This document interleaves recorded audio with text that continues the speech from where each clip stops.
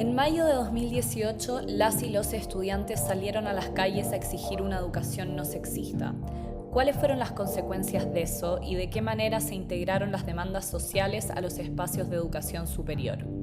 Soy Emiliana Pariente y estás escuchando Disonancias, un podcast que indaga en el cruce entre comunidad universitaria e irrupción feminista.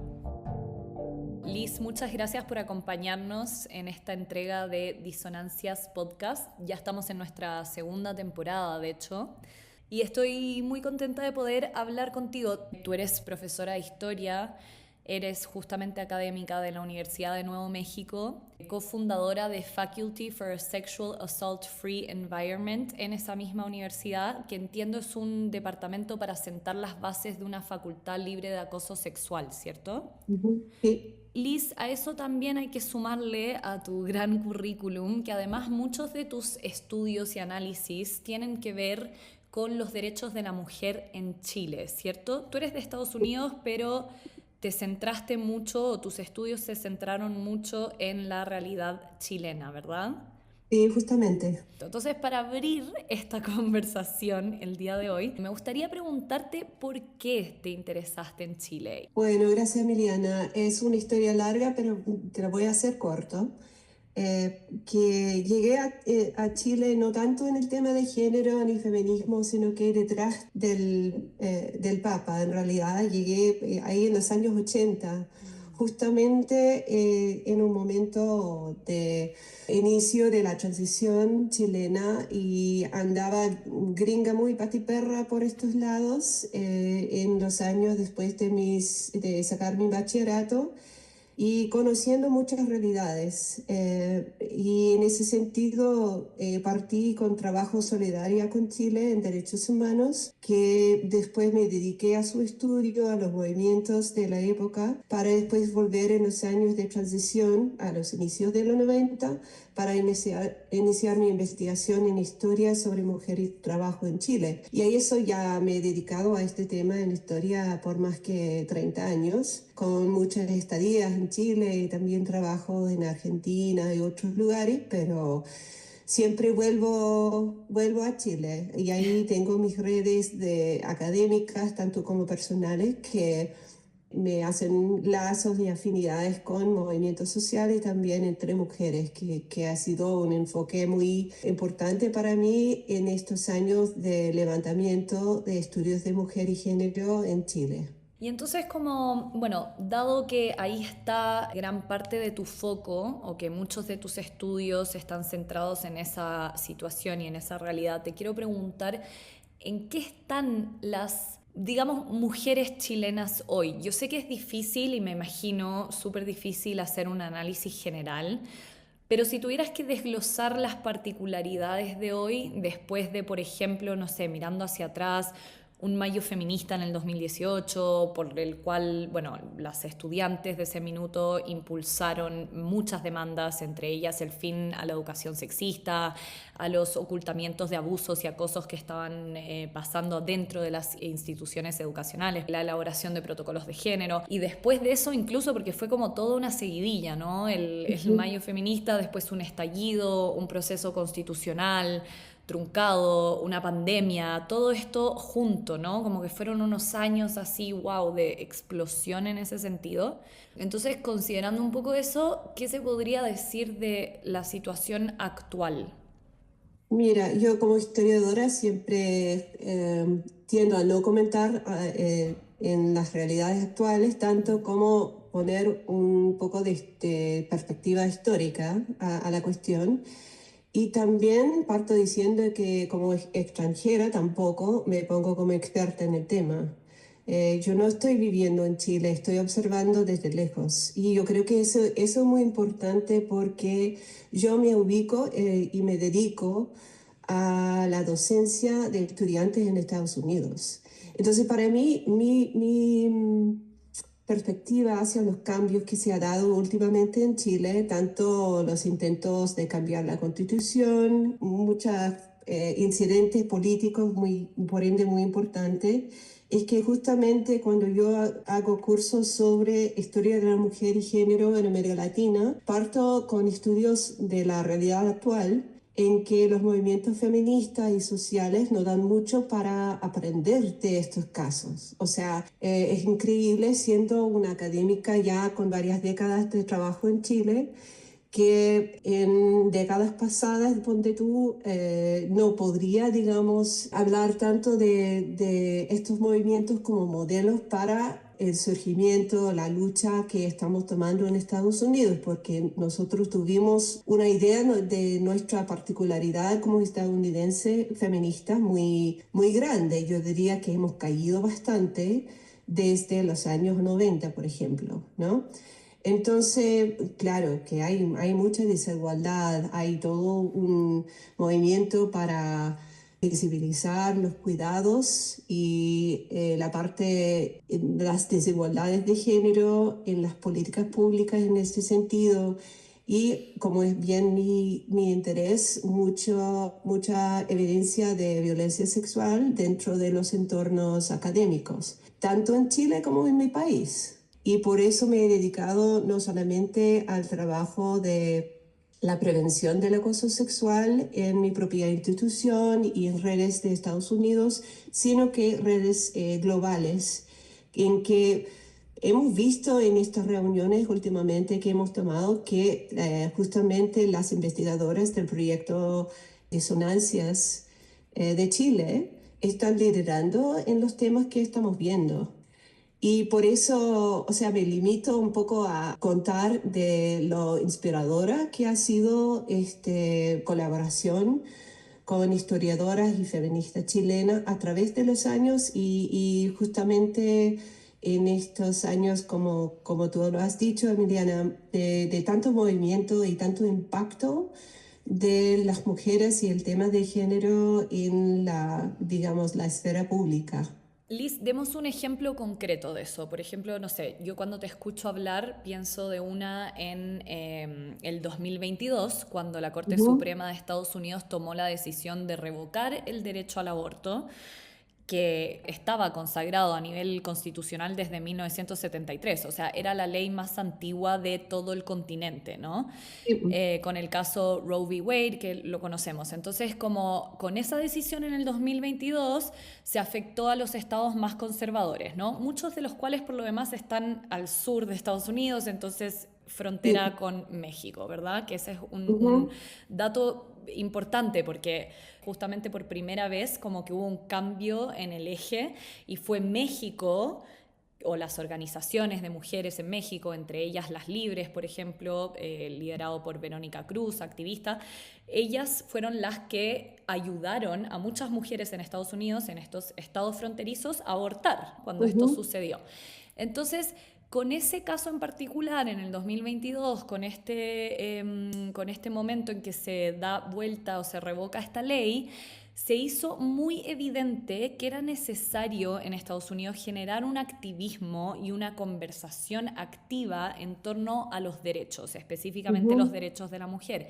En el caso del aborto, la conversación tenía que ser sobre los derechos sexuales y reproductivos, ¿no? Ujú. Porque no bastaba con que ese derecho estuviese, o esa ley, estuviese sustentada bajo la premisa de la confidencialidad entre médico y paciente, que es así, efectivamente por eso estaba la ley, ¿no? Porque en el fondo era como el derecho al silencio, a la confidencialidad, y entonces por eso, pero eso no es suficiente para sostener este derecho. Entonces, yo creo que en ese minuto lo que pasó, y lo he hablado con muchas abogadas de Estados Unidos, activistas de Estados Unidos, todas dijeron lo que le falta a Estados Unidos es la organización y el activismo y el sentido de lucha colectiva que tiene Ujú. Latinoamérica. Entonces, Ujú. ahora te lo pregunto a ti, ¿lo ves así? ¿Qué es lo que en el fondo Latinoamérica le da o qué es lo que puede tomar Estados Unidos como ejemplo del activismo latinoamericano? No, seguro, ese ejemplo de la relación entre las organizaciones mexicanas y sobre todo grupos en Texas, donde empezaron con estos intercambios, los consejos y medicamentos que mandaron del sur al norte, yo creo que tiene una correlación un poco fuerte con lo que hacemos en Nuevo México, porque este estado está, como dices, en frontera con México, pero digamos es un estado completamente azul.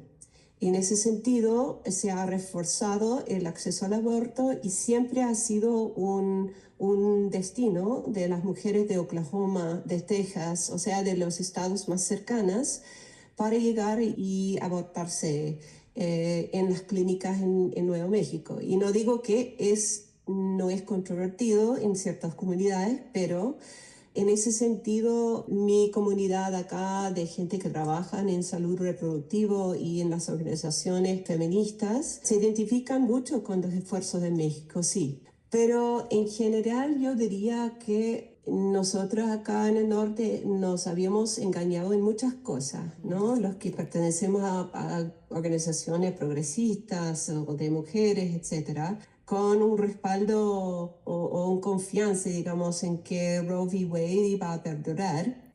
Y a pesar de levantamiento de mujeres y protestas en contra de la primera administración Trump, igual en los últimos años no se ha fortalecido demasiado, digamos, un movimiento capaz de movilizarse en este momento.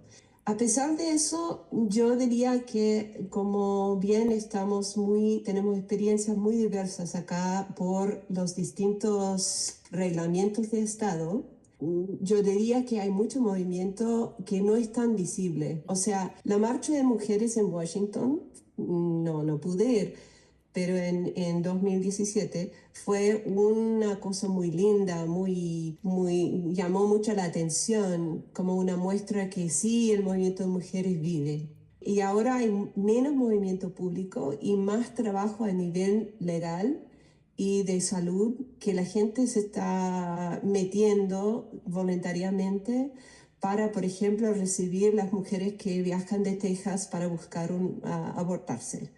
Movimientos que reciben a los migrantes que vienen desde la frontera y quieren llegar a sus familiares en otra parte de Estados Unidos. O sea, hay redes que no son muy visibles en ese momento, no conviene que sean muy visibles. Claro.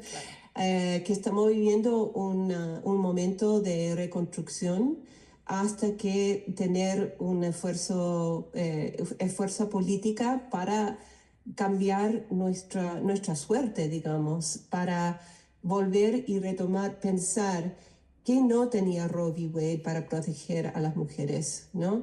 Y no tenía muchas cosas, porque el acceso al aborto en Estados Unidos, aún con Roe v. Wade, Era eh, desigual. claro, es desigual en términos socioeconómicos, raciales, Claro. de todas formas, regionales, ¿no? Urbana versus rural, ¿no? Muchas barreras al cuidado de salud reproductivo existían y siguen existiendo. Entonces yo creo que como tanto movimiento político social en Estados Unidos en este momento, estamos justamente en una etapa de repensar las estrategias.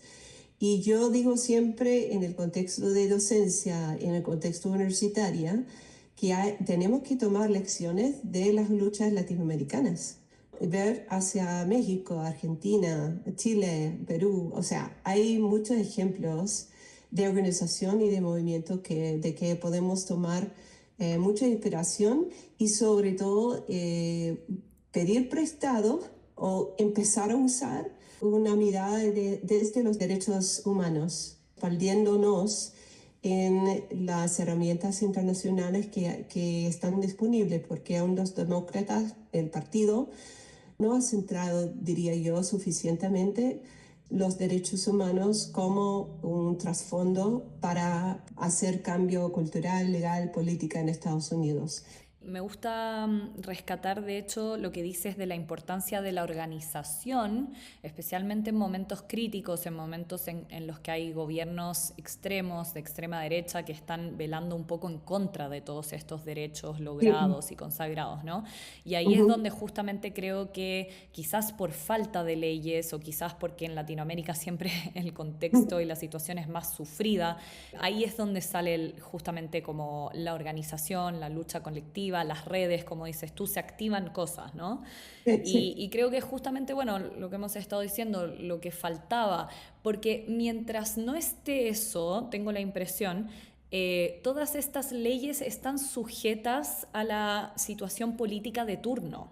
En cambio, Claro, si hay personas, organizaciones, grupos, mujeres, redes activando, no depende del gobierno de turno, no depende de la Corte Suprema, no depende, es como que se mantiene esta conversación activa, ¿no? Y por lo mismo entonces ahí quiero mencionar que justamente como hablando de la importancia de esta organización y estas redes, tú estás trabajando una red global en contra de la violencia sexual, con miras a prevenir la violencia sexual en la educación superior. Entonces quiero que sí. me cuentes un poco de eso y también ahí para agarrarnos de lo mismo, por qué es importante que sea global, justamente.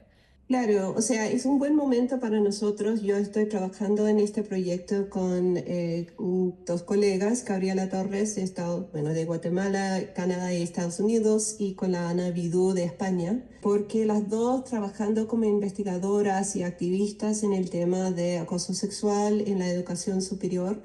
Hemos trabajado con muchos en los Estados Unidos, pero en nuestras áreas de estudio, ¿no? Y investigación, que nos ha permitido ver, bueno, cómo estamos todos de alguna forma metida y nos relacionamos con instituciones de educación superior. Tenemos luchas muy parecidas, digamos, en cuanto a bueno, cualquier intento de reducir y combatir la violencia sexual en la educación superior. Entonces, lo que hemos hecho es, ahora recién el año pasado, hemos invitado a investigadoras y también algunas que trabajan en los protocolos universitarios, o sea, están a cargo de su implementación, de hacer unos talleres virtuales, por supuesto, ya estamos en la era del Zoom, para compartir nuestras lecciones, nuestras técnicas, perspectivas, para ayudarnos entre nosotras, Claro. ¿no? Y en este esfuerzo, como hemos tenido presentaciones de Chile, de Sudáfrica, de la India, de Gran Bretaña, de muchos países, eh, para nosotros también es un esfuerzo, siendo yo y la Gabriela de Estados Unidos, de descentrar las perspectivas que motiva el trabajo en Estados Unidos para pensar más allá que lo típico, porque lo sí que tenemos en Estados Unidos es una estructura de cómo las instituciones deben implementar protocolos y una serie de expectativas que se han ido imponiendo desde el Estado federal desde aproximadamente 2011, ¿no? Y hay una infraestructura en las instituciones, hay una industria de profesionales, abogados, trabajadores sociales, ¿no? Investigadores que trabajan en este campo, pero no sale del esquema de lo que fue una parte de la Constitución Estados Unidos sobre la educación, ¿no? El título 9, que limita mucho lo que se puede hacer a través de los protocolos. Y más encima, con el actual régimen de Trump, es un momento en que hay que pensar cómo vamos a recrear este sistema de otra forma, ¿no? Una forma, un acercamiento en que estamos siempre interrogando lo que se presume sobre un protocolo, ¿no? Que el protocolo va a solucionar todo, va a bajar el nivel de riesgo de la institución, va a proteger a la gente de la comunidad, va a reducir la violencia.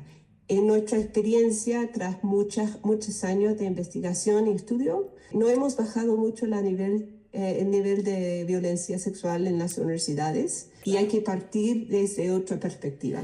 Justamente para elaborar un poco esa idea, también sé que en el 2024 impartiste un seminario en la USACH y en la Universidad Católica del Norte que se llamó, voy a citar, "De los errores se aprende pensando las políticas de género chilenas usando el marco de acoso sexual en la educación superior estadounidense".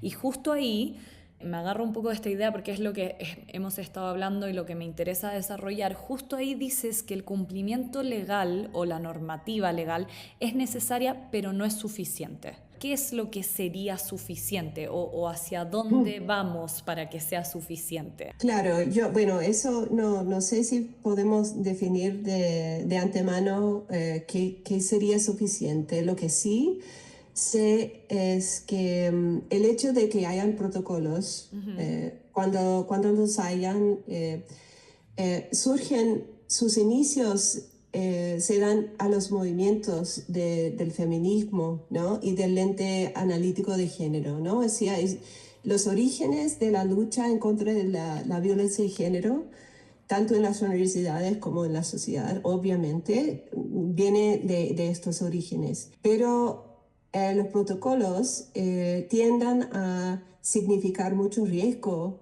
para la sobreviviente y otros involucrados en estos casos, ¿no?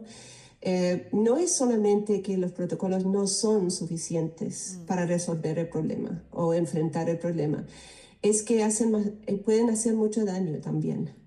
Por ejemplo, como dice Cristina Borneo Salazar, una ecuatoriana que está luchando por su puesto, por sus derechos legales como académica feminista en Ecuador, dice que es importante considerar, a la vez que uno busca construir un protocolo, reconocer los límites que inhieren en los procesos institucionales, ¿no? Porque ahí tiende a surgir una lógica administrativa que traduce nuestra crítica feminista en defensa institucional. Y ahí hay como un problema, a pesar de la buena voluntad de muchos que trabajan en este entorno, digamos, implementando los protocolos, respondiendo a los sobrevivientes, etc. También yo tomaría como ejemplo algo que he aprendido del trabajo del grupo de disonancias, ¿no? Que en Chile se recurre mucho a la FUNA para denunciar acosadores, para visibilizar el acoso dentro del entorno universitario. Pero esa misma vía de resistencia, creo yo, pone a la vista los límites de los protocolos institucionales, ¿no? Porque son una respuesta a estos protocolos que no llegan a resolver el problema. Y a lo mejor no puedan resolver el problema porque va más allá que incidentes o mal conducto individual. Claro. Y los protocolos siempre se basan en la denuncia, la respuesta institucional, la investigación y la sanción de una persona. Y yo creo que por lo que yo he visto, reciente trabajo saliendo de Colombia y otras partes de América Latina, hay mucha conciencia de eso, ¿no? Que los protocolos son una sola parte de un proyecto de prevención y de comunidad, digamos, que siempre tiene que seguir nutriéndose en el activismo, ¿no? En una perspectiva crítica según el lugar mismo de la institución, la comunidad que apoya, que está parte de estos procesos. Siento que nuestros protocolos, hasta un punto muy extremo en Estados Unidos y dentro de eso en mi propia universidad, por un contexto histórico del 2016, que tuvimos que hacer como un proyecto de protocolos de esteroides, ¿no? Como súper cargado, ¿no? Claro. Siento que nuestros protocolos han sido capturados y manipulados por intereses profesionales e institucionales. Y el problema ahí no es que no solucionen el problema solamente, o en muy pocos casos, pero que no dan prioridad a la víctima o sobreviviente, ni a la comunidad que sufre al lado de los incidentes, ¿no? Cuando el acoso sexual permea el ambiente o se permite, y que sea violencia extrema o violencia de la habla, ¿no? Hay mucho que los protocolos ni siquiera pueden tocar. Estás escuchando Disonancias, un podcast del proyecto Anillo Disonancias, comunidad, universidad e irrupción feminista. Ya vamos a pasar a hablar, de hecho te lo voy a preguntar después de qué manera el acoso, el abuso puede afectar a toda la comunidad y no solamente víctima, victimario. Pero antes de eso quiero decir que estoy totalmente de acuerdo en que los protocolos son limitados y limitantes y creo que es Ujú, un poco también lo que hemos visto con el tiempo, no así en un principio cuando pasó, pero es lo que hemos ujú, visto también con el tiempo de las funas, respecto a las funas y las cancelaciones. Yo en un principio diría que salieron como una respuesta y no se pensó mucho en las consecuencias porque no daba para pensar en las consecuencias, era lo que tenía que pasar y era una ujú. manera y era una plataforma para personas que de hecho se habían visto sin plataforma y sin apoyo, entonces la funa era la respuesta, era lo que tenía que pasar. Justamente, estoy de acuerdo. Pero creo que sí hay algo que te da el tiempo, que es como una cierta perspectiva y que ahora a lo mejor sí se puede empezar a conversar de que las funas quizás fueron limitantes o limitaron la conversación porque en el fondo es mucho más amplio y es mucho más compleja la conversación que deberíamos estar teniendo o que se Ujú. tendría que tener porque también no es viable cancelar a una persona del mundo y nunca más volver a integrarla y qué y dejarla aislada, o sea, eso tampoco parece ser una solución. A su vez también creo que más que los hechos en particular, lo que tenemos que estar viendo es de qué manera nos relacionamos, lo que tenemos Ujú, que estar viendo son las violencias estructurales o las ujú. violencias institucionales o de qué manera hay pactos de silencio todavía en muchos lugares. Esta serie ahora de Netflix, Adolescencia, que además nos vino a mostrar que las generaciones incluso más jóvenes es casi que están peor. Entonces es como las conversaciones que hay que tener son respecto a muchas otras cosas. Y eso, tanto los protocolos como quizás las funas, que sí en un principio eran necesarias, quizás no las abordan, no tienen la capacidad de abordar todo eso. Claro, o sea, yo creo que es importante afirmar que la FUNA es una herramienta o la protesta aquí no se hace la FUNA tal cual, pero la cancelación en medios sociales sí, por ejemplo. Y reconocer que responde a una necesidad y la falta de, bueno, de una percepción de que la institución o la comunidad le va a apoyar a la persona o el grupo que quiere levantar la queja. O sea, no soy una de estas que quiere criticar a los movimientos por ser movimientos, porque No, yo creo que sé. surgen en un momento muy específico, muy particular. Pero para mí es una estrategia limitada, tal como los protocolos, a la idea de extirpar o sacar a una persona que hace daño.